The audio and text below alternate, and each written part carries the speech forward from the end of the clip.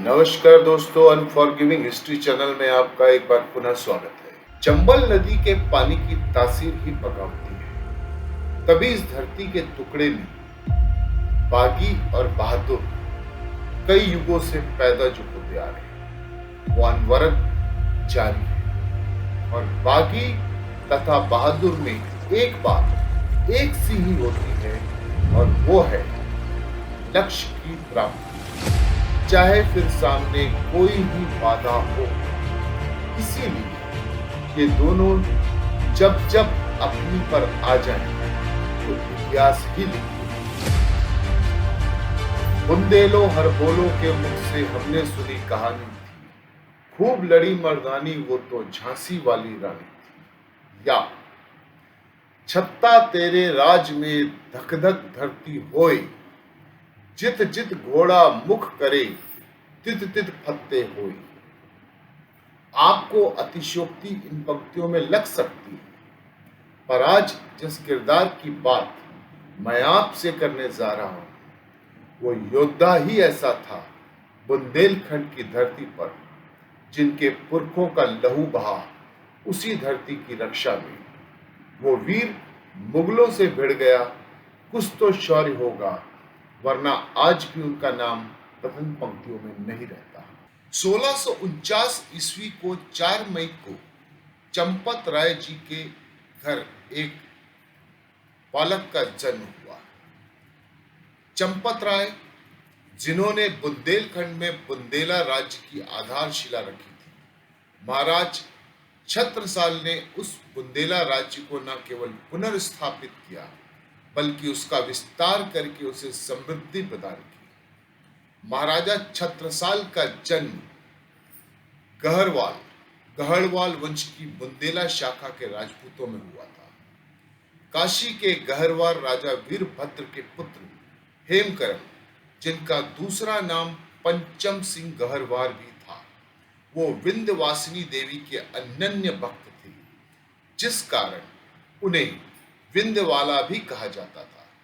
इस कारण राजा हेमकरण के वंशज विंध्यवाला या बुंदेला कहलाए। हेमकर्ण की वंश परंपरा में सन 1501 में ओरछा में रुद्र प्रताप सिंह राज्यारूढ़ हुए, जिनके पुत्रों में ज्येष्ठ भारती चंद्र 1539 में ओरछा के राजा बने। तब बंटवारे में राजा उदयजीत सिंह को महेबा का जागीरदार बनाया गया। इन्हीं की वंश परंपरा में चंपत राय महेबा गद्दी पर आसीन हुए। चंपत राय बहुत ही वीर व बहादुर थे। उन्होंने मुगलों के खिलाफ बगावत करी हुई थी और लगातार युद्धों में व्यस्त रहते थे। चंपत राय के साथ युद्ध क्षेत्र में रानी लाल कुंवरी भी साथ ही रहती थी, अपने पति को उत्साहित करती रहती थी। छत्रसाल का जन्म दिनांक 4 मई 1649 ईस्वी को पहाड़ी नामक गांव में हुआ। गर्भस्थ शिशु छत्रसाल तलवारों की खनक और युद्ध की भयंकर मारकाट के बीच ही बड़े हुए। यही युद्ध के प्रभाव उनके जीवन पर असर डालते रहे और माता लाल कुंवरी की धर्म व संस्कृति से संबंधित कहानियां बालक छत्रसाल को बहादुर बनाती रही।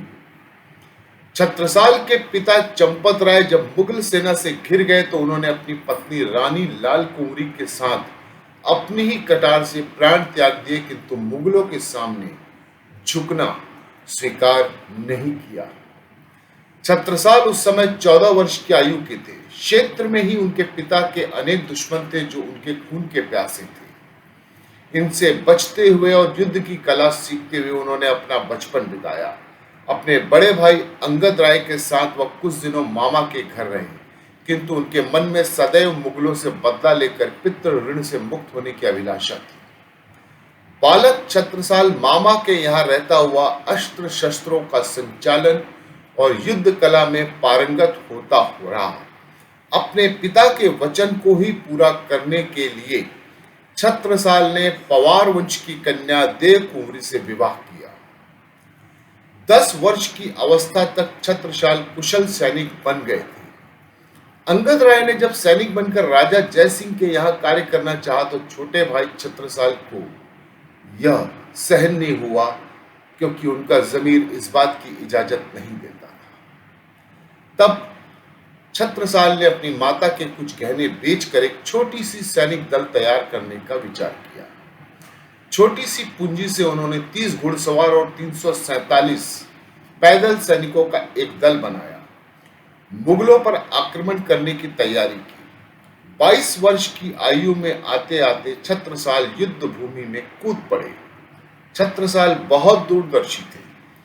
उन्होंने पहले ऐसे लोगों को हटाया जो मुगलों की मदद कर रहे थे। सन 1668 ईस्वी में उन्होंने दक्षिण में छत्रपति शिवाजी से भेंट की। शिवाजी ने उनका हौसला बढ़ाते हुए ने वापस बुंदेलखंड जाकर मुगलों से अपनी मातृभूमि स्वतंत्र कराने का निर्देश दिया। शिवाजी ने छत्रसाल को उनके उद्देश्यों, गुणों और परिस्थितियों का आभास कराते हुए स्वतंत्र राज्य स्थापना की मंत्रणा दी एवं समर्थ गुरु रामदास के आशीषों सहित अपनी सबसे श्रेष्ठ भवानी तलवार भेंट की। छत्रसाल ने वापस अपने गृह क्षेत्र आकर मुगलों के खिलाफ संघर्ष की शुरुआत कर दी। इसमें उनको गुरु प्राणनाथ का बहुत साथ मिला। दक्षिण भारत में जो स्थान समर्थ गुरु रामदास का है, वही स्थान बुंदेलखंड में प्राणनाथ का रहा है।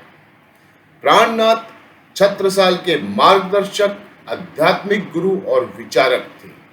जिस प्रकार समर्थ गुरु रामदास के कुशल निर्देशन में छत्रपति शिवाजी ने अपने पौरुष, पराक्रम और चातुर्य से मुगलों के छक्के छुड़ा दिए थे, ठीक उसी तरह गुरु प्राणनाथ के मार्गदर्शन में छत्रसाल ने अपनी वीरता से, चातुर्यपूर्ण रणनीति से और कौशल से विदेशियों को परास्त किया। महाराजा छत्रसाल ने पहला युद्ध अपने माता पिता के साथ विश्वासघात करने वाले सेहरा के धंधेरों से किया। हाशिम खान को मार डाला और सिरोंज एवं तिबरा लूट डाले गए। लूट की सारी संपत्ति छत्रसाल ने अपने सैनिकों में बांटकर पूरे क्षेत्र के लोगों को उनकी सेना में सम्मिलित होने के लिए आकर्षित कर दिया। बुंदेलखंड की भूमि प्राकृतिक सुषमा और शौर्य पराक्रम की भूमि है, जो विंध्याचल पर्वत की पहाड़ियों से घिरी है, और इसी समृद्ध इलाके में कुछ ही समय में छत्रसाल की सेना में भारी वृद्धि होने लगी और उन्होंने धमोनी, मेहर, पांसा और पवाया आदि जीतकर कब्जे में कर लिया। ग्वालियर का खजाना लूटकर सूबेदार मुनव्वर खां की सेना को पराजित किया और बाद में नरवर भी जीता। ग्वालियर की लूट से छत्रसाल को 1.25 करोड़ रुपए प्राप्त हुए, पर औरंगजेब इससे छत्रसाल पर टूट सा पड़ा। उसने सेनापति रोहिल्ला खां के नेतृत्व में 8 सवारों सहित 30,000 सेना भेजकर गड़ाकोटा के पास छत्रसाल पर धावा बोला। घमासान युद्ध हुआ, पर दंदुला न केवल पराजित हुआ, वरन भरपूर युद्ध सामग्री छोड़कर जान बचाकर उसे भागना पड़ा। बार बार युद्ध के बाद भी औरंगजेब छत्रसाल को पराजित करने में सफल नहीं हो पाया। छत्रसाल को मालूम था मुगल छलपूर्ण घेराबंदी में सिद्धहस्त है, क्योंकि उनके पिता चंपत राय मुगलों की इसी रणनीति के तहत धोखा खा चुके थे।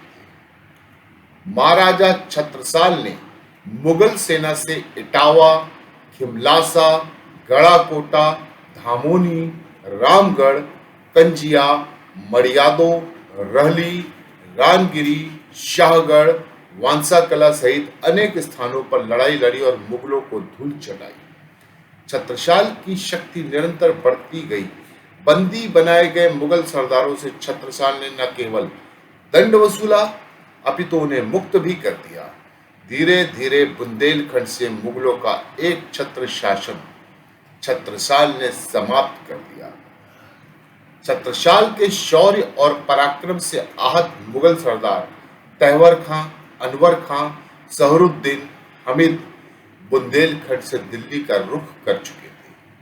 बहलोद खां छत्रसाल के साथ लड़ाई में मारा गया और मुराद खां, दलेह खां, सैयद अफगन जैसे सिपह सलार बुंदेला वीरों से पराजित होकर भाग गए। छत्रसाल के राष्ट्र प्रेम, वीरता और हिंदुत्व के कारण छत्रसाल को भारी जन समर्थन प्राप्त था। छत्रसाल ने एक विशाल सेना तैयार कर ली जिसमें क्षेत्र के सभी राजपूत वंशों के योद्धा शामिल थे। इसमें 72 प्रमुख सरदार थे। वसिया के युद्ध के बाद मुगलों ने भी छत्रसाल को राजा की मान्यता प्रदान कर दी थी। उसके बाद महाराजा छत्रसाल ने कालिंजर का किला भी जीता और माधांता चौबे को किलेदार घोषित किया। महाराजा छत्रसाल ने 1678 में पन्ना में अपनी राजधानी स्थापित की और विक्रम संवत 1744 में योगीराज प्राणनाथ के निर्देशन में छत्रसाल का राज्याभिषेक किया गया। छत्रसाल के गुरु प्राणनाथ आजीवन हिंदू मुस्लिम एकता को संदेश देते रहे।